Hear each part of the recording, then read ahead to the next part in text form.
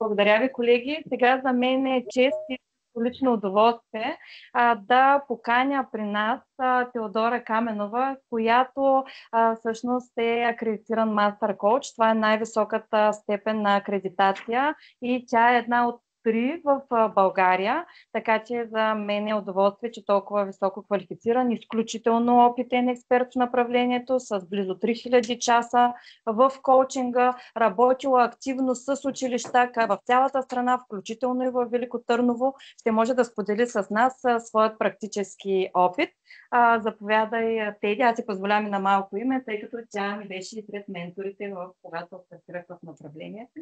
Благодаря, Маги, и много благодаря и за поканата. Не мога да ви опиша колко коуч съм и опитен обучител от колко години, обаче така се вълнува ми трепери гласеца, защото това е моята алма матер. Започнала съм също като вас. Завършила съм далечната 96-та година, обаче ще ви издам една тайна.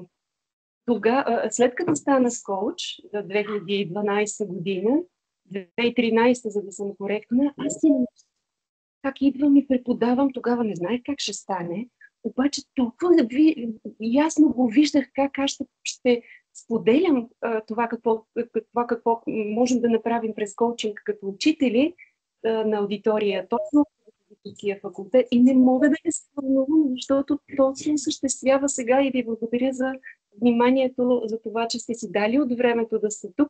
Гарантирам ви поне да се забавлявате, но вярвам, че ще бъде много полезно. Благодаря и на участниците, които не ги виждам, но участници и онлайн, и се вълнувам изключително, така че благодаря ви за това, че сте тук, благодаря за поканата още веднъж и на Маги, някакси, че се случва това. И сега, понеже времето е много малко, аз много искам да дам в това време, пък искам и да не изям времето на прекрасния колега Йонко Христов. Имаме до 12 рамкирано време, затова съм се помолила, имам агент сред публиката, да ми дава така, благодаря ти, Адаш, да ми дава така напомки как вървим с времето. И предлагам да започнем. Обикновено говоря бавно и спокойно, но сега ще вкарам по-бързия говор, за да мога да вмъкна повече неща. И сега, каня ви само за миг да си представите, не е задължително да затваряте очи. На мен ми помага, защото съм визуал, така си учех като студентка уроците, подчертавах с различни химики да се открояват, така като визуал на мен ми помага да се затворя очите. Ако искате и вие сте добре дошли да го направите и свободни да не го направите, ако не искате. И само за миг да си представите кой е онзи учител, който вас ви е вдъхновил. Дали да станете учител, дали да кандидатствате за педагогика. Онзи човек, който ви е запалил искра и ще помните винаги в сърцата си. Аз лично имам практика винаги да започвам с една мислена благодарност към всички мои учители, които са допринесли да съм това, което съм тук и сега. По-моему, който избрал учителска професия, си избрал да е безсмъртен. Така че, оправите се. И моята покана е, освен да им изпратим мисли на благодарност на тези учители, докато трае работилницата, работилница е защото вие ще работите, да държите този човек на фокус и да си представите, че е до вас.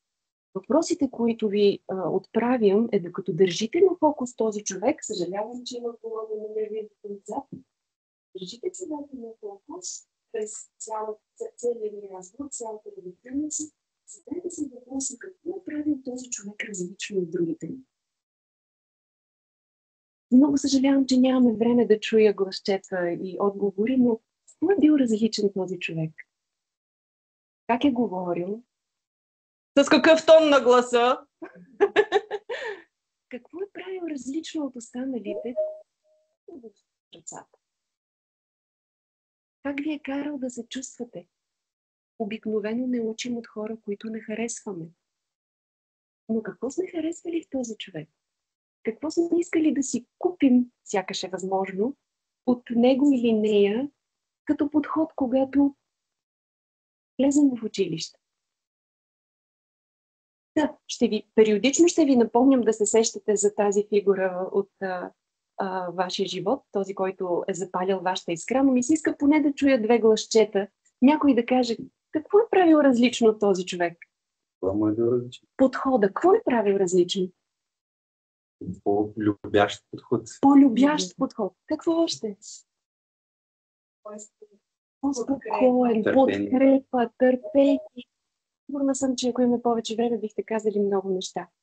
И сега, понеже говорим за коучинг и е абсолютно нормално да не знаете какво е това и какво прави коуча, аз съм се научила да обяснявам сложни материи като на малко дете или на баба си. Имам 17 годишен син, като беше кажи, мамо, какво да кажа, че това е твоята професия, или какво е това коуч, кажи ми нещо нормално. И аз му казах, кажи им, че съм бастун. Айде, понеже е мъжки род, кажи им, че съм патерица. Той се изсмя, няма такава професия. Няма, не е такава. И всъщност един бастун е ненужен и няма да свърши никаква работа, ако клиента, при нас няма пациенти, за разлика от психологията, има клиенти, коуч в този процес на разговор реално. И всъщност бастуна е абсолютно ненужен, ако клиента не прави някакви крачки. Бастуна обаче е редом до него. Но всъщност моята цел, и това звучи малко абсурдно, като професионален коуч с вече толкова много часове, моята цел е да стана излишна. Такава е целта на преподавателя. Така да ви запали искриците, че да можете сами и да се чувствате с такъв подход, да се чувствате, че вие можете, а вие вече го можете. Още не го знаете. И аз преди 10 години само си го намечтах и то сега се случва. Да, трябва търпение. Искаше ми се по-бързо да стане, но трябваше да има и други хора, които палят искри, както е Маги, както са други хора, които без да са учили коучинг, всъщност искали да проучат този подход, както е колегата Йонко и Маги и Йонко са стипендианти в една наша програма за обучение в коучинг умения към Mentor Coaches, където към всяка група има един напълна стипендия, който се обучава в тези умения с ангажираността после да предаде нататък. Сигурно сте гледали филма "Предай нататък". Това, което поемете, да можете после да го предадете и на децата. И сега, пак казвам, дръжте си през цялото време учителя на фокус, но сега преди да ви дам дефиницията какво е това Аджеба коуч, въпреки че ви казах една малко по-странна моя си такава обяснение, ще ви поканя да помислите какво пък прави коуча. Филмчето е много кратичко и е реално без думи. Само да видя какво се разбрахме. Трябва да затворя.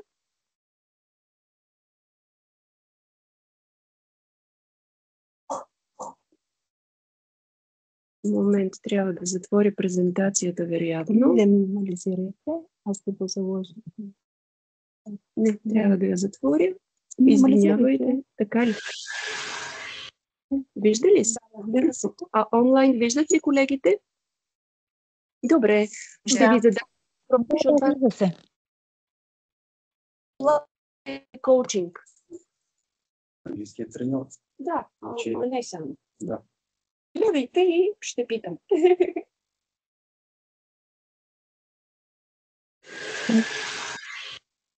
Добре. Нещата без много думи.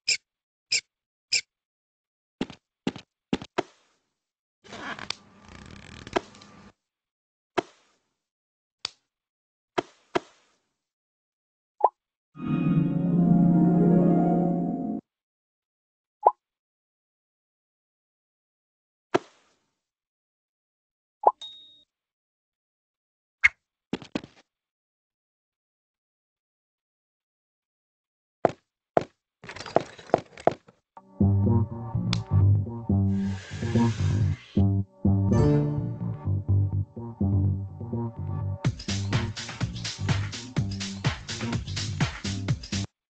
коучовете. Какво предполагате, че е коуча?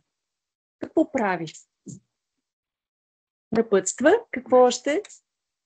Това е любим коучинг въпрос. Какво още? Менторства. До някъде ще кажа след малко. Какво още?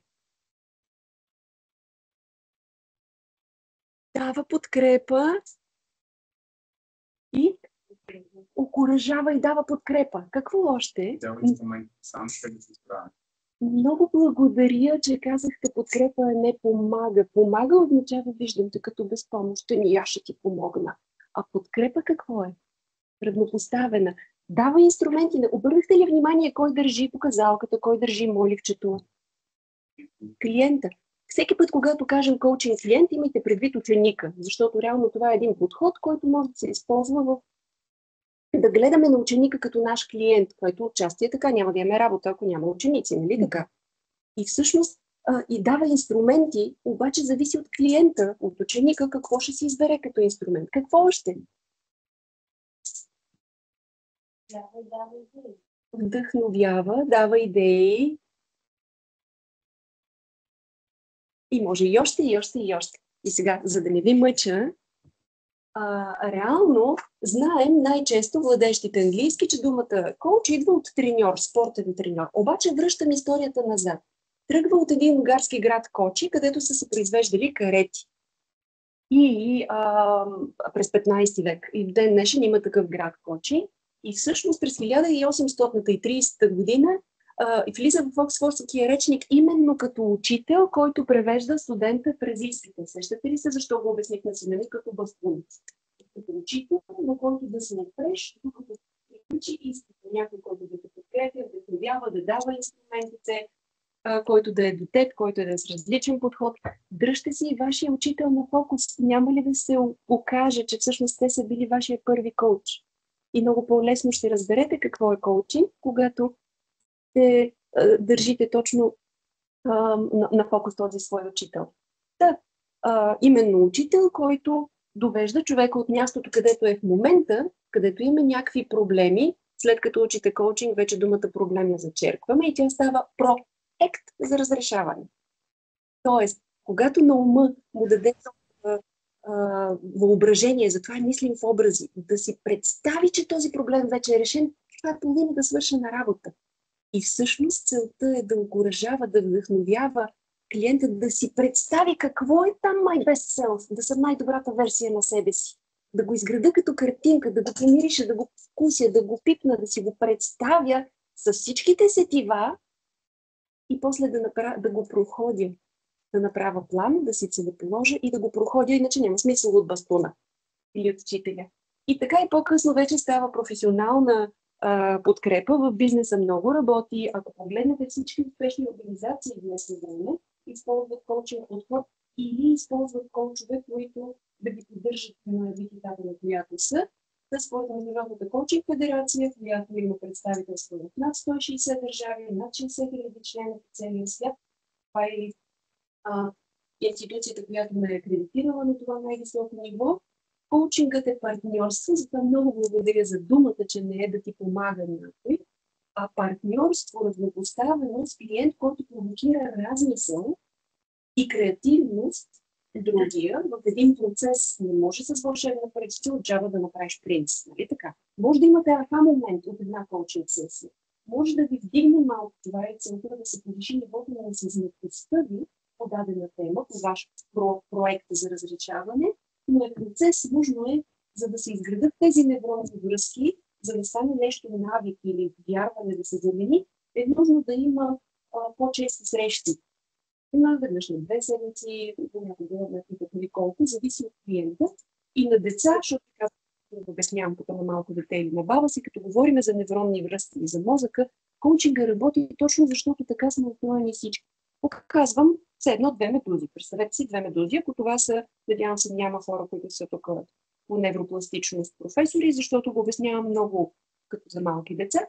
2 медузи. Една нова мисъл, един аха момент е все едно пипълцата на медузите се докосват. Какво е навика? Когато от една тънка нишка става магистрала.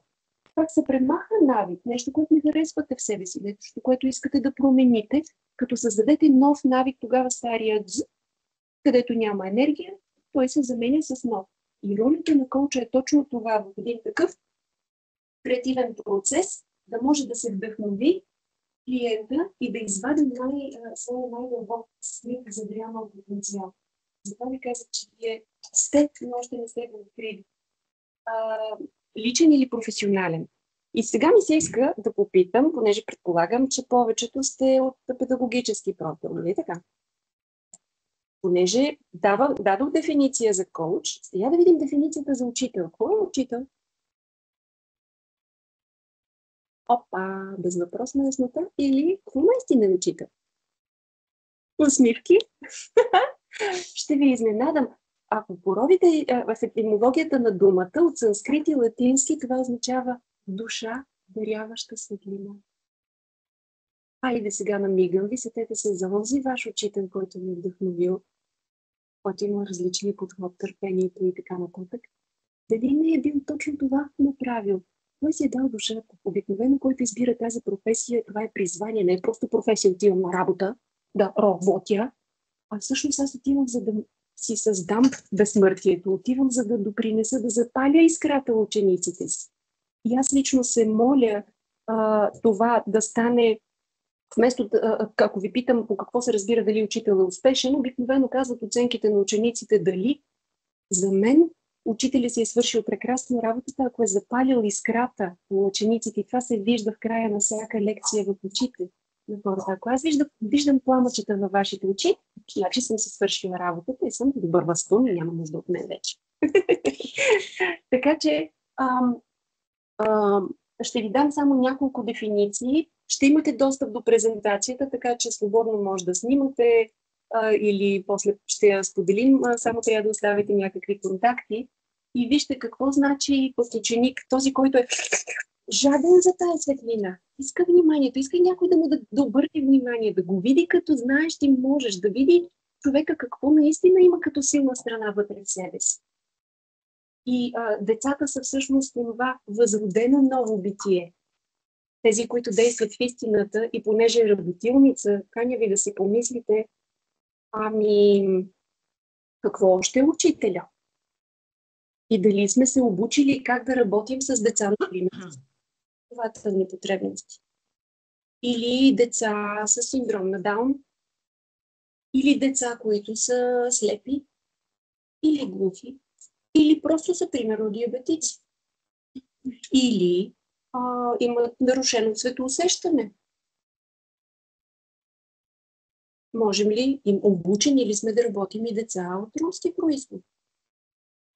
Можем ли да работим с родителите? Знаем ли как да общуваме с родителите? И можем ли, подготвени ли сме като педагози за всичко това? Защото, както виждате, учителя списък е много дълъг. Какво ли не? Пропуснах само да кажа като ментор, разликата между ментора и коуча е, че обикновено ментора казва какво да правиш. А ключовото в коучинга е, коуча пита и вярва, че вие имате отговори. Нашата роля е да ги извадим. Така че също така ви каня да помислите дали пък тези коучинг умения, за които ще стане дума след малко, какви са аджаба конкретно и каква е тая коучинг нагласа, което е най-трудно да си вкараме в главите, да го имаме като нагласа към ученика, дали пък тези неща, които ще ви споделя днес, няма да ни помогнат да се чувстваме на идея по-подготвени за новото поколение, което идва. За тези специални деца бих ви отправила и предизвикателство. Защо не гледаме на всяко дете като специално дете? Защо трябва да е в инвалидна количка или да има някакви... Да, тук веднага могат да ме парират специалистите, не при тях има нужда от различен подход. А какво, ако това е подхода ни към всяко едно дете? И да гледаме на тях като на вселена, която е, може пък и да е по-мъдра от нас. Ние мислим по-старому, съжалявам, може да се чувства млада, но си знам годините. И всъщност, ако видите една роза, дали ще се фокусирате върху тръните и тя е напъпила и ще кажете, това е задръстено, още не се е разпукнала, или ще можем на всяко дете да му създадем такава среда на учене, че то самото и ние да си представим как се разпуква със свой аромат, със свой цвят, със своя бързина или бавнина. И в този ред на мисли, поканата ми е отново да видите този ваш учител дали не е правил някои от тези неща, които сега ще ви споделя. Нещата не са само... има и наука, както казах за невронните връзки, как работи мозъка, но има и изкуство. И всъщност има страшно много методи, подходи, техники, инструменти, структури. Ако имахме повече време, можехме и да минем през всяко едно. Но сега ви каня ще ви споделя какви са коучинг принципите. Както винаги обичам да ги показвам на пръстите на ръката, защото иначе става един текст, който е трудно четим, но пък обичам да го показвам на 5 пръста, защото по-лесно се помни. Как помнят учениците най-добре? Ако мине през преживяване, ако мине през всички сетива, ако е лесничко да го чуеш, да го видиш, да го пипнеш, да го преживееш, ако остави емоция в децата. Та всъщност първи принцип. Клиента, когато кажа клиент, си представете ученика си, окей, да не му слагаме етикет, да нищо не може. Понякога и като родители го правим това, така че това нещо не важи само за учителите и коучовете, а и за всеки родител. Защо не общуваме през тези принципи? Дори и с магазинера или шофьора на автобуса. Те се учат като им кажа довиждане, приятен ден. Клиента, ученика си е окей, там където е. Вие може да ги четете вероятно, но ги обяснявам по по-простичък начин. Клиента избира, това е разликата между ментор и съветник. Клиента избира каква посока да се развие. Кой избира посоката? И забележете тези три пръста също. И когато сочим, не да слагаме етикети, най-лесно това го правим, но добри, но да си кажем 3 пъти повече какво зависи от мен. И отговор не е нищо. От мен зависи 3 пъти повече аз да създам оная среда, че да може да се разгърне всяка една вселена, всяко едно човече, с което общувам. И с негова бъвнина или бързина, затова трябва търпение, много търпение. Обикновено майка ми е учител, забравих да кажа, това е като диагноза, аз съм учителско дете и от малка мечтая да съм от по-различните учители, но и на 83, и когато ходи на другарски срещи, се наричаха по нейното време, размозва от кеф, защото минават години и нейните ученици сега и съсвидетелстват любовта, от която тя също има нужда да чуе, че е дала някаква стойност. И така че вярвайте в това. Бъвнина или бързина ще се развие в каквато посока избере човека. Средния пръст, за да не го размахвам, е като принцип за всяко поведение се крие добро намерение. Мога ли аз това да заклейми поведението, да се замисля какво би могло да е доброто намерение отвъд това, за да не слагаме етикет на детето, на ученика. Другия принцип, обикновено на сватбената халка, клиента си взима най-доброто решение спрямо наличните ресурси в дадения момент. Защо показвам сватбената халка? Защото така най-лесно се разбира. Там и тогава, когато си избираме гаджетата, партньорите в живота, ние сме направили най-добрия избор. Не само спрямо наличните, а и спрямо нашите налични, мъже или жени съответно, а и спрямо нашите налични ресурси. Това, което аз знам за отношенията, там и това е добро. Как ще кажете как това реферира към коучинга? Ние клиентът така. Въпросът на професионализъм, когато чуя клиента, че си прави стъпка за действие, не да му кажа, мислил ли си еди каква си стъпчица? Защото това е моето мислене и аз го ограничавам. По-скоро искам той да извади своето. Мога да задам въпрос какви още ресурси нямаш и откъде можеш да ги добиеш, но нямам право да се намесвам в тази вселена. Аз гледам на всеки един клиент като на Микеланджело, например. Защо? Аз сама да дам на Микеланджело някакви боички. Ти мислим ли си да използваш тия боички или еди каква си техника? И даже в коучинга, ако е наживо, не съм срещу човека, защото виждам хубавите очи, прекрасната кадрова коса, разсейвам се с нещо. Моята роля е да съм невидим, няма да пея песента, да седя до човека и малко зад човека, зад клиента и само да съм глас. А тона на гласа е много важен, както стана дума. Знаете ли в една комуникация каква е тежестта процентно на думите, тона на гласа и езика на тялото? За ефективната комуникация, може да ви изненадам, само 7% се падат на думите. Така че няма да е толкова важно какво казвате, а как го казвате.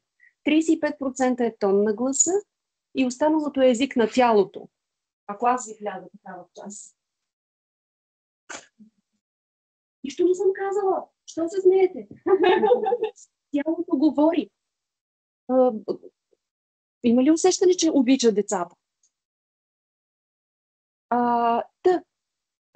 Продължавам с принципите. Когато клиента няма ресурси, аз нямам право да му кажа, бе, мислил ли си за един какъв си ресурс, това ме отличава от ментора, обаче мога да го питам, а какви ресурси ти трябват и откъде можеш да си ги набавиш? И последното пръстче, всеки има ресурс. И ние много грешим, когато видим едно малко телце, да си мислим, че той нищо не знае.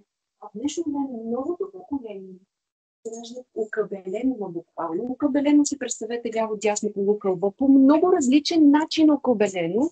Ние си мислим, че всички са като нас и можем само едно и също нещо да правим. Не попитайте едно дете, което гледа и играе на игра, има телевизор, нещо говори там и майката или нещо говори.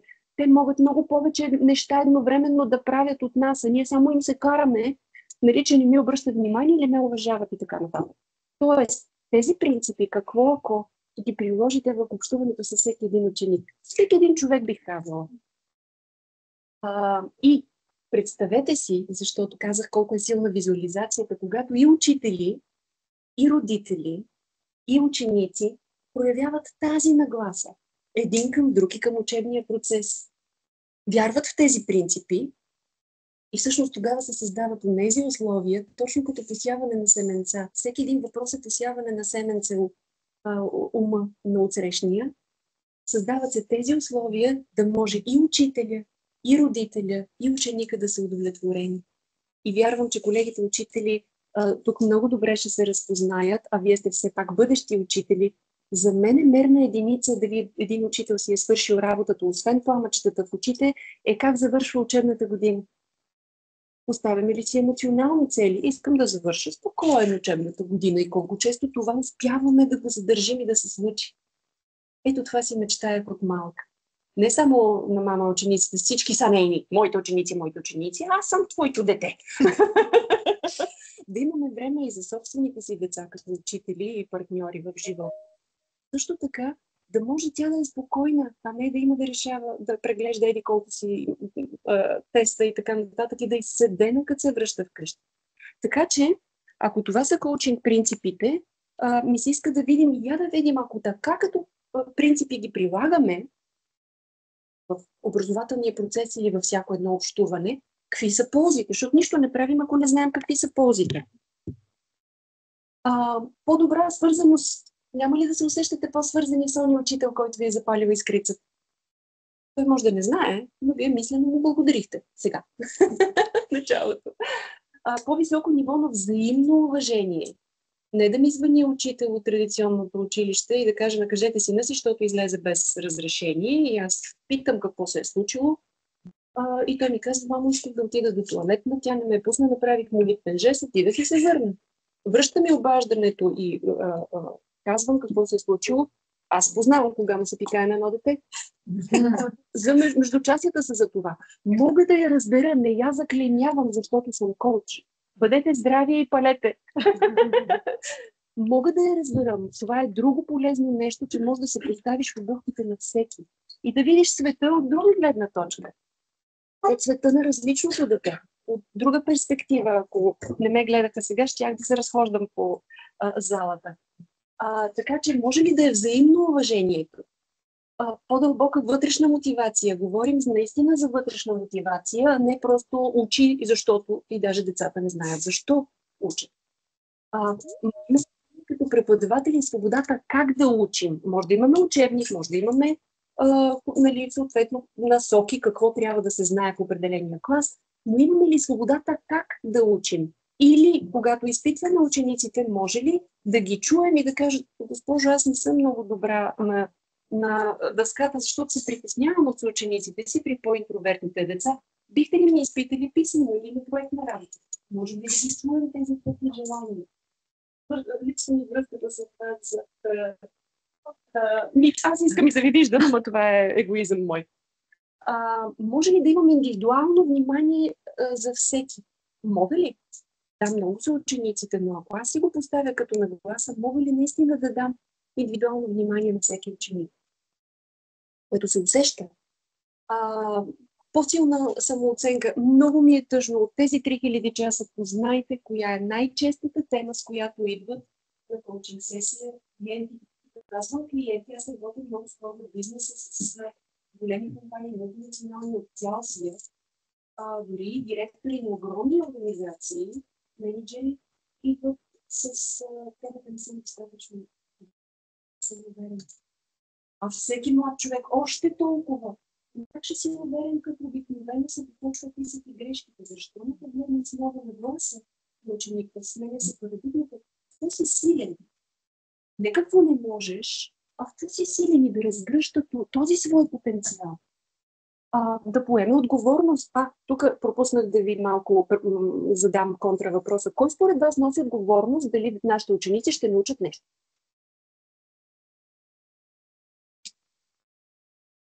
Ученика. Не ние. Често пъти се подхлъзваме като желаещи като преподаватели да дадем, но забележете думата отговорност е кой държи отговори? Ученика. И нашата роля е да му запалим тая вътрешна мотивация. После ще ви дам едно упражнение как става това.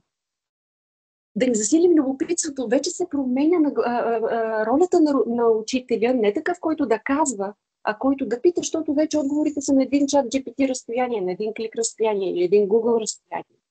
И всъщност от хора, които предават знанието си, ние пак го предаваме, но през въпрос. Ние знаем, че знаем повече. Просто, защото сме по-възрастни. И в същото време да запалим искрата, да искате да учите, да търсите различни източници, да търсите източници на информация и когато вие сте си ги намерили, самоуважението е много по-голямо. Любимата дума е empowerment. Чувствам се силен. Аз съм го направил. Нищо, че ние бихме могли да ви даваме насоки. Това е нашата роля. Какво се случи на клипчето, ако тръгне не да пада клиента? Ние опъваме онази мрежа, така че да сте несигурни и безопасни. Да преодолеем тези вътрешни бариери и ограничения, защото вярването ми е, че всеки е обречен на успех само да спре да си пречи. Само да спре да си пречи. И доста често в разговори излиза, че много като сме били малки сме повярвали на някой възрастен родител или учител, който е казал ми, не мога да рисуваш. Ами ако пък промога, ами ако повярвам, че мога и така нататък. Доверие се развива. Представете си какво е, като ходите на училище всеки ден и сте развили доверие към ученици. Нещо, което идва до вяра. Той като изневярата изне. Вяра. Можем ли да се доверим, че учениците имат тези ресурси? Нищо, че са деца. Те имат ресурси пред вътре. За емоционална интелигентност и така нататък. Какви са специфичните коучинг умения? Някои се припокриват и даже по-скоро искам и се да минем нататък, за да вие ще имате достъп до презентацията. Но наистина идеята е да коуча да е партньор, т.е. учителя, преподавателя да е партньор в процеса на учене и да научим децата те да си целеполагат, както беше в филмчето, а ние да сме там за тях, ние да сме им ресурси наистина. И ролята е през различни канали, визуални, аудиални, кинестетични, да създадем онова любопитство, онова желание за знание, което те ще запомнят. И наистина след време вие ще сте техния учител, който ги е запалял. И всъщност клиента е експерта, който носи отговорност за собствените си решения и отговорност към резултатите. Ще кажете как става това. Ако го вдигна ученика и си каже урока, вместо да му пише оценка, го питат си как се оценяваш. Как си, ние сме най-големите си съдници. А какво искаш да направиш различно следващия път? А по какво ще разбереш, че е различно? Да се слагат измерителите на успех, да се не полагат. Да зададем въпроса как искаш аз да те подкрепя. С какво мога да те подкрепя? Повече домашни ли си давам или как си да те изпитвам, така че аз да съм част от твоя план, за да може в края, когато ти си стигнеш дефинацията, аз да съм сигурна, че ти си се справил сам, както е в природата. Баба Меца учи мечето да се катери, да си намира храна и после се доверява, че то може.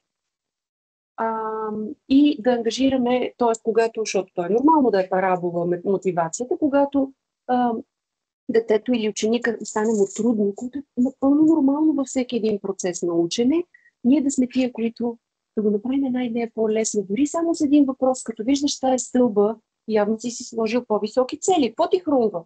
Ами, че трябваше да ги направя на по-малки. Ето ти, молива. Това ще е по-малката цел. Връщам към клипчето. Това ми е много жива метафора, че всъщност ролята на родители. Същите умения ги прави и на обучение за родители. Ако едната шепа е учителя, а другата е родителя, ако пръста е университета слеж училищното, то даже има училища на открито, учене извън класна стая, между предметия и така нататък, но ако пръста е училището, буквално или метафорично, детето, ученика е онова растенице, което чакаме със своя бързина или бъвнина да порасне.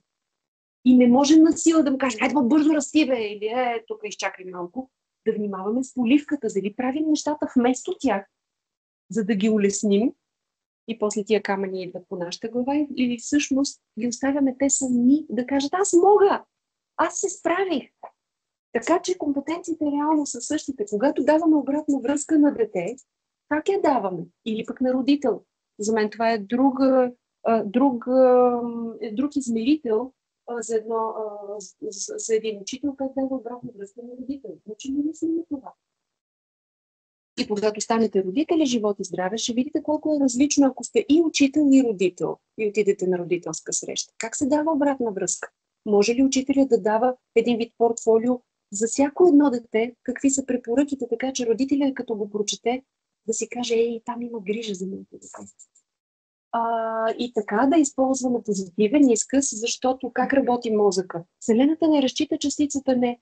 И ако сега ви кажа, не си представяйте розов слон. Не си го представяйте. Мозъка се представя с картини. Използвайте това, използвайте инструмента, ако ви обикновено коментираме на сега времето на малко, колко опасва да е инструмент, и всички казват, аз сигурно, този инструмент е владен. Защо? Защото, както казах, за да учи едно дете, трябва да се чувства в спокойна среда. Ако аз ви говоря с тон като преди малко, няма как да се чувствате спокойни, защото ще сте готови да избягате, да замръзнете и така нататък. И когато създадете тази среда, учебна, знаете как да варирате с тона на гласа, много ще има ефект върху ученика. Позитивният изказ, ако се качите в едно такси и му кажете, не ме карай в Търново, не ме карай в София, къде ще ви закара? И къде? Кой ще е виновен? Един е вероятно, къде ще искал да знаете да ви закара, другият да дам точно на спорта. Нашият е съветващ на много мозък. И когато, например, видите едно дете, което тича по коридора, какво ще му кажете? Що? Ти му казваш, не си представя розов слон. То не знае какво е. Кажи му, спри. И вярвате или не, невероятни имам с клиенти, пак казвам без значение възрастта, когато просто обърнат някаква думичка в изказа си. Те са обикновени думата трябва. Колко от вас, ако се представите скала от 1, където никак не ме мотивира, и 10 много мотивира, като си каже трябва, покажете ми къде ви е трябва. Като дума мотивираща. Тук не ме мотивира едно, а тук много мотивира, като си каже трябва. Къде ви е? Тук не ме мотивира думата трябва, тук ме мотивира много. Някъде.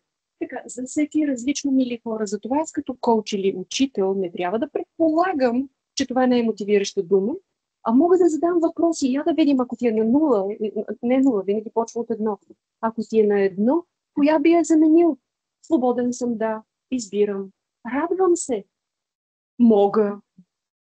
И така нататък. И само с заместването на една дума може да повишите мотивацията на ученика. И собствената си, съответно. Така че използваме много инструменти в коучинга и сега ми се иска, как сме с времето? Да, благодаря. Иска ми се и да ви покажа едно клипче. Може ли пак асистенция за клипчето, но докато дамата ни помага с клипчето, ето го тук. Не знам дали сте виждали тези книжки. Казва се магическо око. И ако ви покажа едно такова дете, какво ще кажете? Смисъл.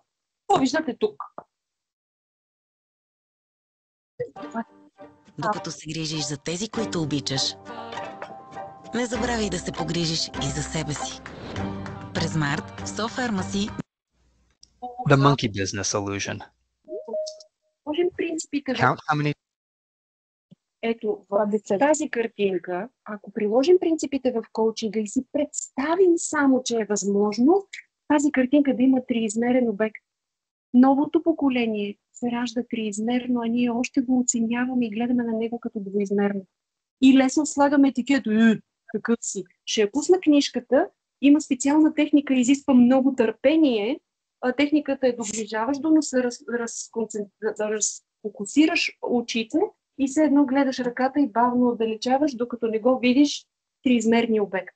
На края на страницата има, на книжката имам предвид, има съответните триизмерни обекти, които може да видите. Моята покана е на всяко дете гледайте, не като мацаница или дете с специални потребности и да не знаем как да се справим с тях. А си представете, че това е бъдещия президент, бъдещия... представете си го като Микеланджело. Представете си го триизмерен и той ще стане такъв, когато вие му дадете това доверие. Пускам книжката на тата, който желая да го направи, а сега ще пуснем клипчето. Колко от вас не владеят минимален английски? Мъничко поне. Не. Добре. Значи, трябва... Times players wearing white pass the ball. Реално си подават топката. Може да сте го виждали.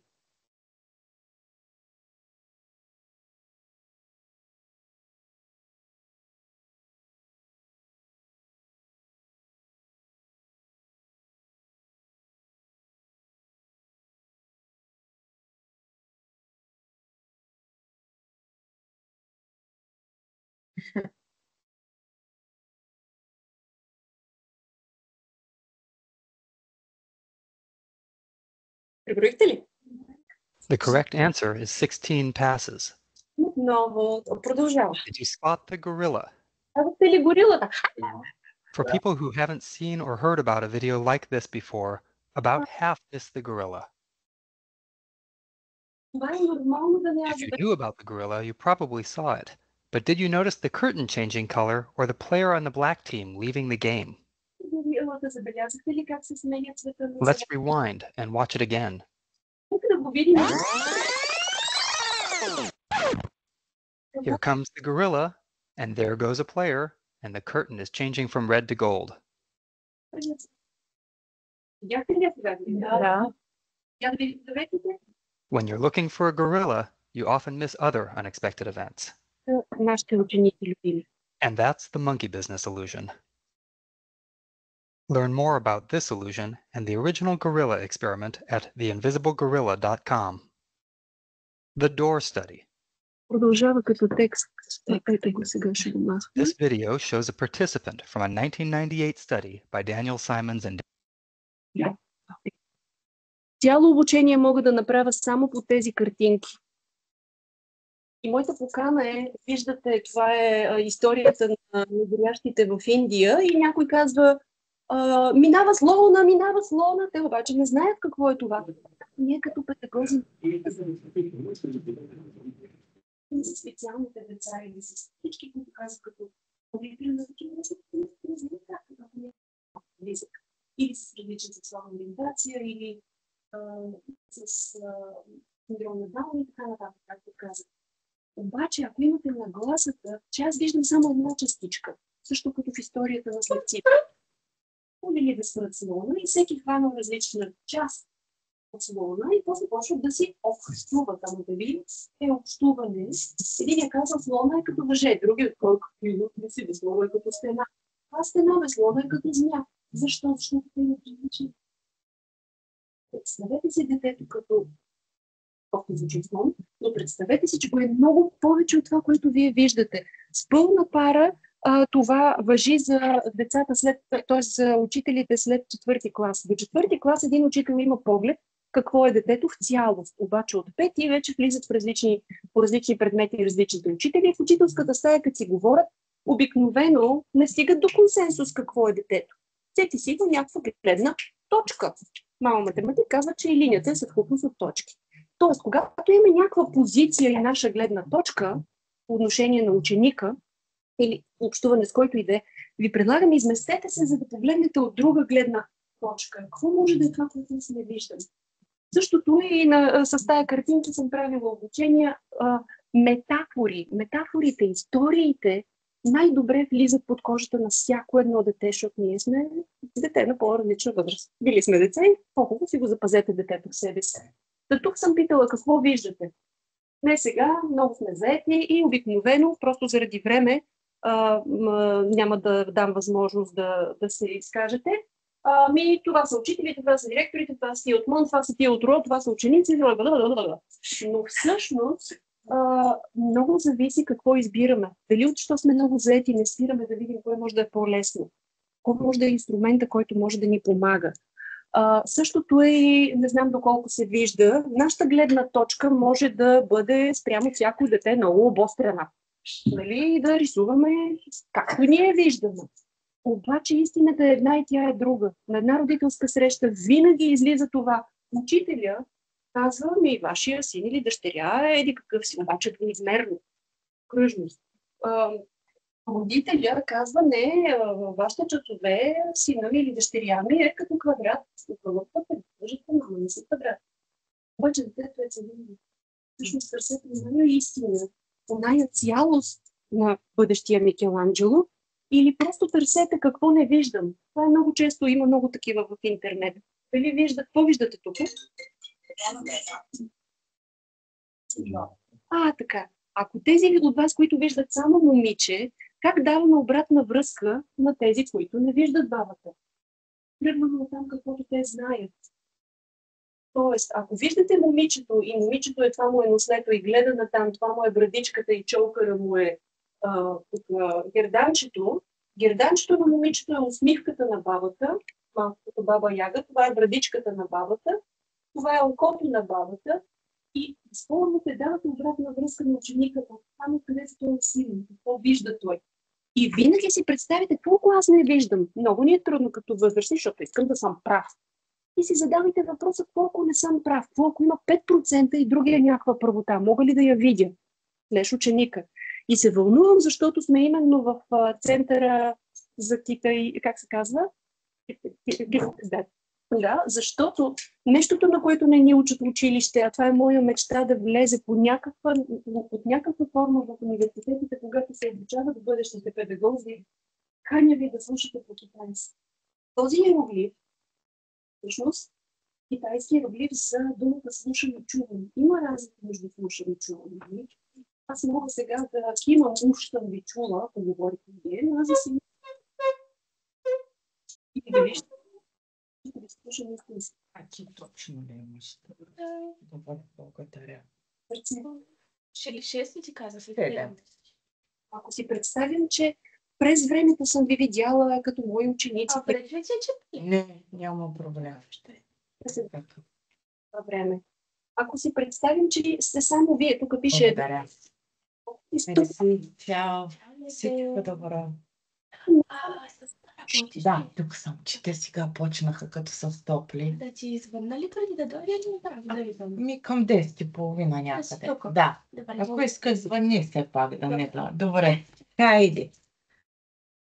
Много се обичам работа. Нещо има езика на тялото, което не е така. Или ако кажа, много съм нещастна. Нещо не сме автентични. Поканата ми е бъдете автентични. Всеки носи учите себе си. Учим се взаимно един и с друг. И ние като учители от ново поколение се учим от учениците повече. Дори. И е много благодатно. Така че поканата ми е да накарате всеки ученик да се чувства разбран. Пак ви каня да се сетите за онзи учител различния, който ви е запалил, дали не е направил точно това. Да сте усетите чути. Негово или нейно присъствие, да бъдете оценени като човек.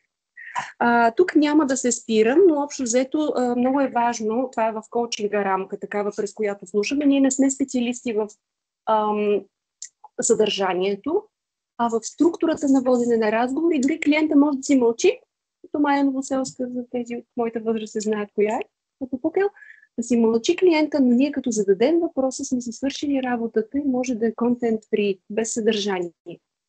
пак има резултат от коучинга, защото сме провокирали някакъв процес на креативност, на мислене, на повишаване на осъзнатостта. Няма да ви пускам това клипче, то е много известно, да научим децата да се леполагат. Може да си го откриете, учител как показва на студентите как да се леполагат. Това е нещо, което според мен също като учители можем да направим с учениците в началото на учебната година, за да ви питаме какво целите до края на година. Не да кажа частица. Ами има един известен такъв преподавател по музика, който казва, защо сте мои ученици, аз вече ви пиша шестица. То една седмица ми представете есе, защо съм ви е писал. И всъщност децата имат, студентите имат вътрешна мотивация, пращат му есе, защо е написал, да ми помагат и тези хора, начин, по който са се написали, се не положили и подкрепят точно това. Така че, да. Понеже съм и преводач, забравих да кажа, че съм завършила 96-та приложна лингвистика в Търново, английски и френски, и се дразних от разните чуждици в български език. Затова се дразних и за думата коуч, защото няма еквивалент на български, но смарт цели казвам да си накиприм. Така че накипрете си целите да са конкретни, измерими, постижими, реалистични и важни за вас и измерени във времето. Това е клипчето. Това съвсем набързо. Как се помни? Помните ли какво сте учили миналата година? Нали? Обаче, ако е лекция, вие като преподаватели, ако правите лекция, ще останат 5% учениците. Ако е с четене, малко повече и така нататък. Затова в момента децата от новото поколение помнят най-добре през преживяване. Така че винаги е било така според мен, но затова и сега е много модерно проектобазираното учене. Що? Ето ви проект, преди ни учиха да не преписваме. Ма защо седнете заедно, обсъдете, ние така се учим и на екипна работа, не като отидем после в бизнесите и всеки си е за себе си и всъщност ходят на тимбилдинги, където ги учим да бъдат като децата и да играят игри.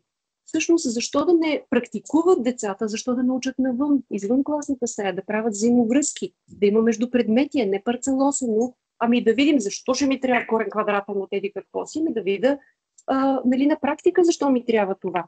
Няма да се спирам чисто поради време върху това какъв да е изказа, но както ви казах, Вселената ума да разбира частицата не.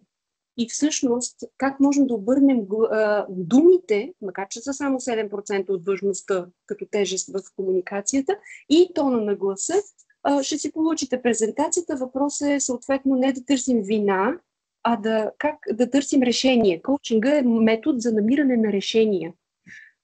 Негативни и позитивни изрази, това са пак готови формулки, но няма да се спирам на тях. За обратната връзка вече ви казах. Всъщност, какво мислиш за представянето си? Питате ученика. Или питате колегите, да се научим да даваме обратна връзка, не да откажем, ами той еди какъв си. Ами как да го подкрепим? Съучениците му да го подкрепят в това, какво е цел. Защо не? Какво смяташ, че направи добре? Какво можеш още по-добре? Чисто като обратна връзка, моята любима формулка е 3 W-та. What works well, какво изпълних качествено, и EBI. Не го четете на български, че звучи нецензурно. Even better if. Какво може още по-добре, ако? Тоест KIC, какво изпълних качествено, и OPA. Още по-добре, ако. Още по-добре ще, ако следващия път направиш и това, и ако наблегнеш, не еди какво си. Така че и да казваме нашата гледна точка. Какво би направил по различен начин и така нататък. Няма да се спирам на тези примерчета. Просто да отразяваме. Ролята на коуча е да бъде огледало. Понякога самите ние не харесваме, нали, да си направим някакво селфи. Не се харесваме, но това не е същинската на нас. В момента мога да се направя на нещо, но това не е същинската тема. Така че, ако видим ученика в нашия час в някакво, да не слагаме етикет, а да прозрем пак с принципите в коучинга, да видим душичката на това дете на тая вселена. Така че, когато казваме мнение или даваме обратна връзка на дете или на родител, нека да е от моята гледна точка. Според мен, това, което аз виждам, спрямо информацията, която имам, може нещо да не виждам. Тук много ни е трудно, че може нещо да не сме прави, но се научаваме. И всъщност, правилно ли да разбирам, че всякакви формулки такива има. И реално коучинга е до голяма степен разчита на това да слушаме и да задаваме въпроси, и ми се искат, понеже е работилница, в оставащото ми време вие да го изпитате какво всъщност означава това, да ви задавам въпроси, а вие да си намечтавате неща. Но защо въпроси? Ами те променят фокуса. Носят някакво преживяване, защото минава през вас. всъщност помагат ни много да си контролираме емоциите. Когато сме по емоциите, енергия в действие и да знаем, че ще мине тая емоция. Ще има някакъв интензитет и ще мине. Но може да ни повиши мотивацията и тук е моментът да ви направя подарък. Коучовете правим подарък си по 2 въпроса. Каня ви за миг да си представите, че може да сте което и да е животно на света. Някой го знае. С него сме се видяли на обучение преди повече от 10 години и още си помним животните с него. Така че каня ви да си представите, че само за един ден може да бъдете каквото и да е животно. Имагинерно, реално, ако ви дойдат 2-3, няма лошо. Коучинг е равен на възможности на изобилие. Това е първият въпрос. А втория е, защо си избрах това животно? Представете си, че вече сте това животно. Какво става възможно? Защо го харесвам? Имайте си някакви отговори за себе си. И пак поради време, обикновено се получава невероятно сработване или тимбилдинг на екипа, ако се чуе всеки, защо съм избрал това животно. И тези 2 въпроса са най-бързия начин да извлечете ценности. Ако ви питам кои са вашите ценности, ще кажем обикновено едни социално желателни и няма как да сме автентични. А по този начин, чрез такъв подход в коучинга, ние достигаме до неподозирани ресурси вътре от човек. Защото това, което сте казали, че харесвате в съответното животно, това са вашите ценности. Може да е момент на селфи, дали искам да съм кола, защото ще се лежа и ще се дам, но това показва, че са уморени, примерно, но може да е едно друго животно там, например, птица или морел, и да ви е важно да бъдете свободни. И много други неща. Така се учим и на слушане. Има инструменти, по които при повече време можем да се учим на слушане 3-минутно, по-китайски да слушам човека, все едно няма друг на света. И това важи в двойки и по всякакъв начин може да се учим да слушаме. И всъщност по този начин тези 2 въпроса казвам, че са подарък, защото се ползват и по различни начини. Може, освен да извлечете собствените си ценности, да получите 360 градуса по обратна връзка от колегата или гаджето, или партньора, или съпруга. И не като какво животно ме виждаш и защо. И да слушаш в защото. Защото там ще чуеш с какво цени от теб този човек. При децата е невероятно добре работи и тук много е важно да не слагаме етикети. Една майка доведе при мен сина си, 1-ви клас, и водила съм го по психотерапевт и различава се коучинга. Има общи неща, но, както казах, народен от миналото, гледаме в бъдещето и постигаме на резултати. И аз си казах, мога само да задавам въпроси, не мога да ти помогна по друг начин. Зададах тези 2 въпроса и детето, което беше пред изключване, който се бил, учителката го нарочила на гласата на учителката. И само му зададох тези 2 въпроса, той каза, искам да съм прилип. Черен съм, ама не знам, защо не се плашат от мене. С главата надолу съм, не съм като тях, обаче нищо не им правя. Аз се движа по ехолокация. 1-ви клас, дете, вярвайте в ресурсите на децата. Аз се движа по ехолокация и просто искам да изляза, виждам светлината. Питах майката ти, защото не давам съвети, питам. Питах майката ти какъв meaning making може да направиш от това, т.е. ти какво разбрал. Това ми трябва да го изместя в друго училище. Срещам го след 1 година, той е преместен в друго училище, където учителката го е представила пред децата. Това е еди кой си прекрасно дете, прекрасен приятел, същото дете. Но просто учите да виждат него и други неща. Срещам го след година, задавам същия въпрос и той казва, искам да съм змия. И майка, мама, не можа ли коте куче да кажеш, тук слагаме нашите филтри. И аз само не правих един такъв да мълчи, защото родителя е за коучинг, не детето. Детето си има ресурсите.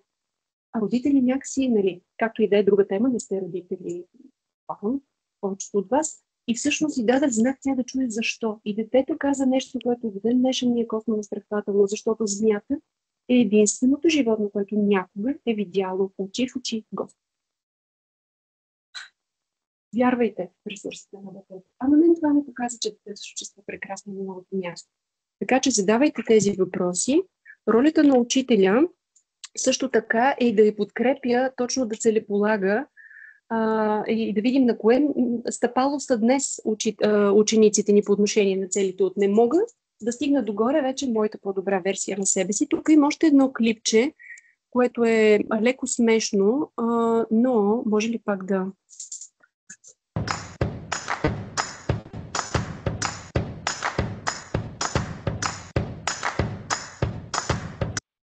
структурните коучинг въпроси.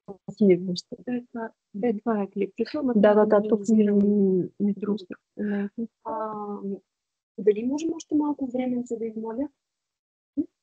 Няма да ми се сърдиш. После ще видиш. И стигаме вече до структурните коучинг въпроси, които ни помагат да подкрепяме децата.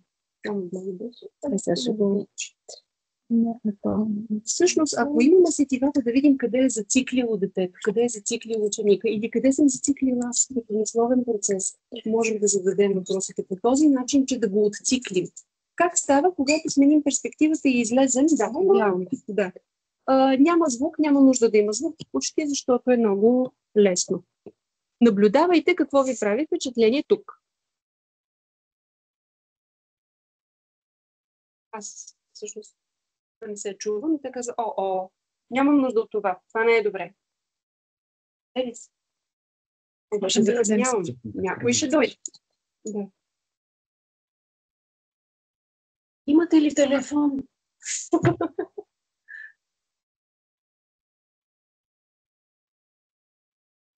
Крещи за помощ.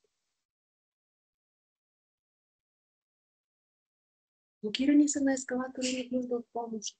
Виждат се като безпомощни, затова благодаря на колежката. Подкрепя да не помага. Някой трябва да направи нещо.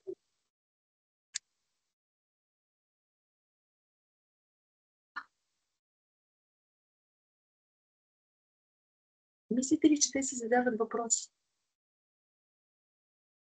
Усещат ли се силни и знаещи и можещи? Чакаме някой да ни оправи.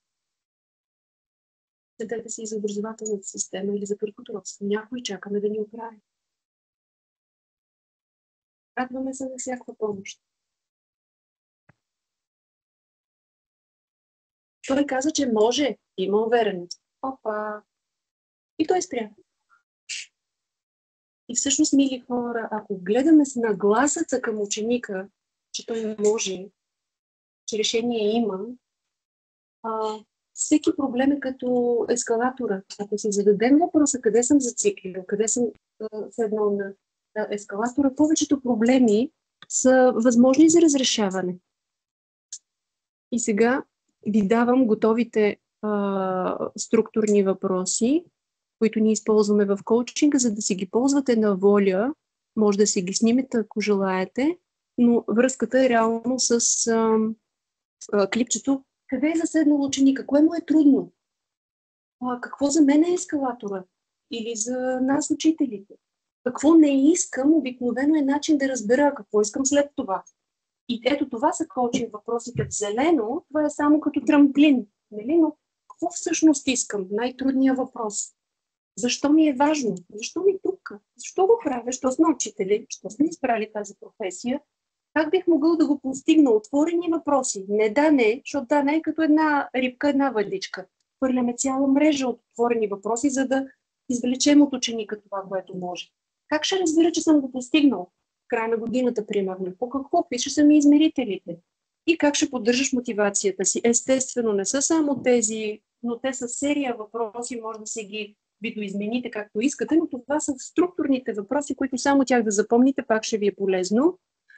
Тук са много отворени въпроси, за да видите конкретни примери. Какви въпроси ми задава този коуч? Нали, не сте на разпит, нали? Но просто това е наистина взаимен процес, който да създадете нещо за себе си като ново осъзнаване и въпроси, които да не задаваме. Кой е виновен? Нали, какъв е проблема? Защо така се чувстваш? И чувството не е тъпо, кофти, гадно, яко. Това не е чувство.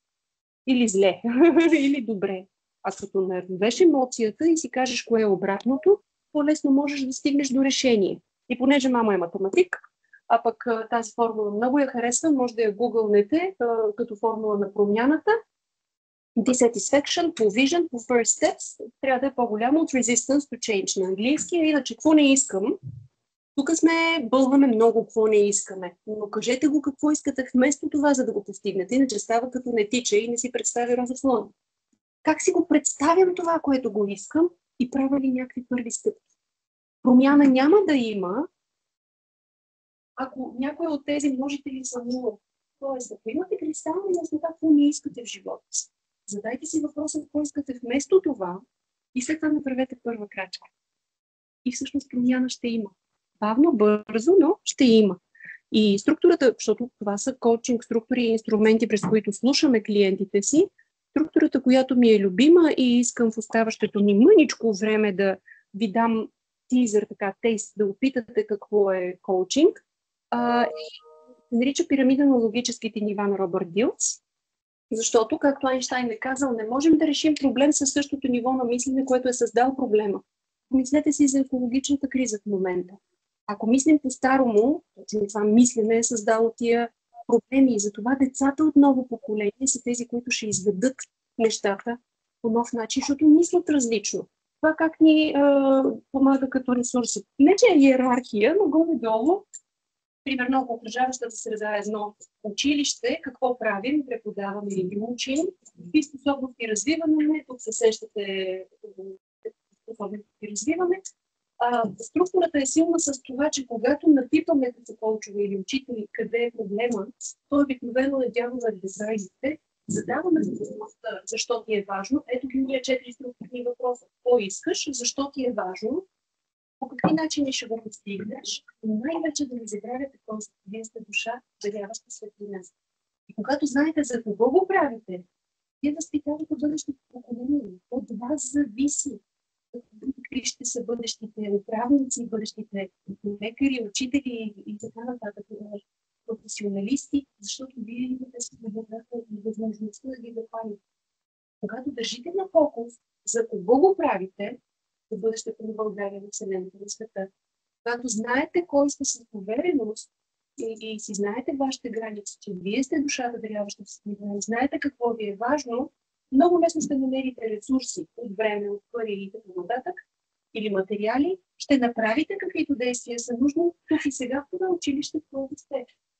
И всъщност това е силата на тая структура. И последното нещо, да, тук фокуса обикновено искам да имам. Ама за да го имам, какво трябва да направя? Като завърша образование, като го завърша какво? Кой ще съм? Аз ще съм оня педагог, който искам някой ден деца, които са минали през моята класна стая, да ме държат мен на фокус. Ще съм ги запаля. И сега, колко време да си дадем за визуализация, с това приключваме, но тук е работилницата, само 40-та.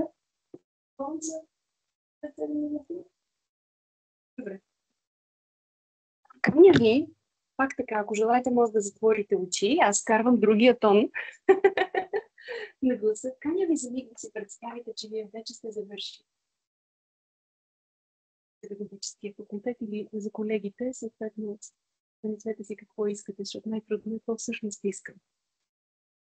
Реално тази структура е структура прекрасна, ако имате проект от всякакъв характер. Проект. Ако си отговорите на всички въпроси, проекта вече ви е разписан и готов. И трябва да го проходите обаче, защото иначе е само на ниво знание. Така не ви да си представите, че вече сте завършили. Държите дипломата или хвърляте шапка.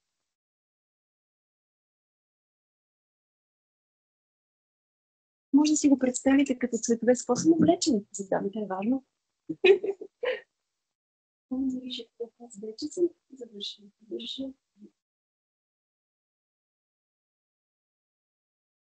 Ще е моето действие след като завърша. Ще бъде. Ще правим там.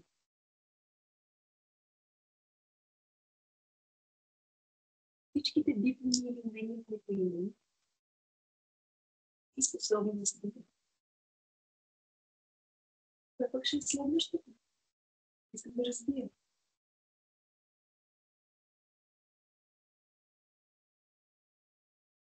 И докато го правя, да водя какво ми е важно, кое кара душата ми. И не работа всеки ден, дали като източник или източник. Енергия. Какво наистина ме прави? Какво си ми? Като може да си дадете, да си вкарате отговорите на въпроса, какво живота си израства и защо. Това вашата ценност. Как мога да живея всеки ден? Учениците си да живеят тази своя цел, за да бъдат автентични, за да ги запаля искрено, да повият искрено. Децата на учениците всеки човек същото, когато да побудеш. И когато аз живея тези ценности, за нас всъщност. Да съм се превърнала. Читам съм. Междучасие, която съм с шапката ми. И Потър, какво чувам в междучасието, че се говори за мен? Неприятно. Не е какво значение, че вие сме добре, какво според ми за какво не добре. Ако си представя за децата на ушки, има машина на времето не са минали 10 години. Аз и това може да си го представя. И това, което между впрочем, точно това упражнение, когато си на мечта, да правя това, да се го поража, така че не бъде лошо. Така да се съжалявам, че няма повече време, за да се го направя. Тези отговори. Си представете, че изведнъж един площад с ученици ваши, които сте учили, вие сте вече пенсиониран преподавател, ги виждате всички там. Можете така да прелетите и да ги чуете какво говорят за вас. Или да помните какво истински да ви благодарят за нещо. За какво е това, за което ви благодарят?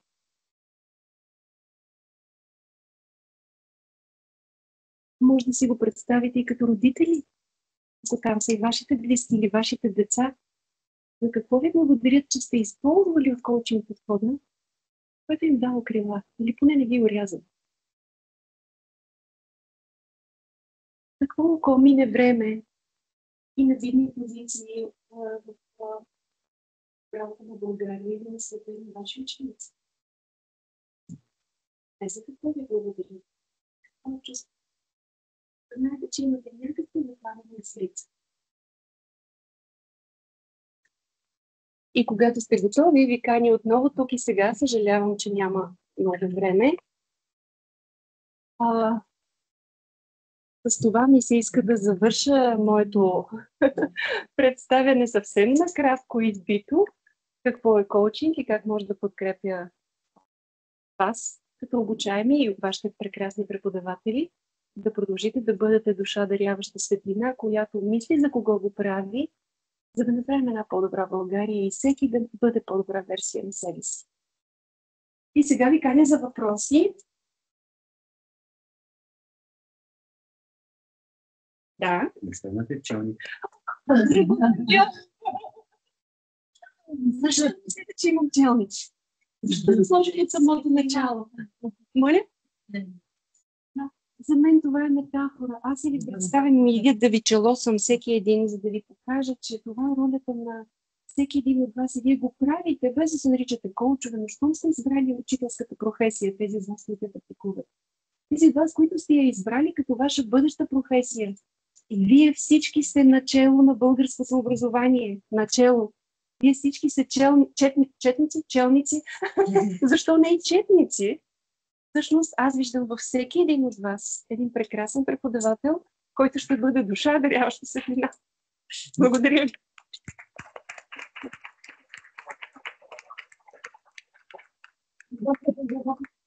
Защо се зарадвах? Обикновено, чак накрая някой пита нещо, което е очевидно. Ами ако аз съм дете със со. И това е моята сила. И от вас зависи да ми запалите оная искра, за да видите какво има тук вътре, което може и вас да ви запали. И обикновено се плашим да питаме. Любопитството е първото нещо, което за нас, коучовете, е важно. За учителя също да имаме детско любопитство, да не губим детското в себе си и да помагаме на всяко дете да продължи да бъде любопитно за света. Питайте по-отрано, защото отговор има и ще ви се даде, когато поискате. Благодаря.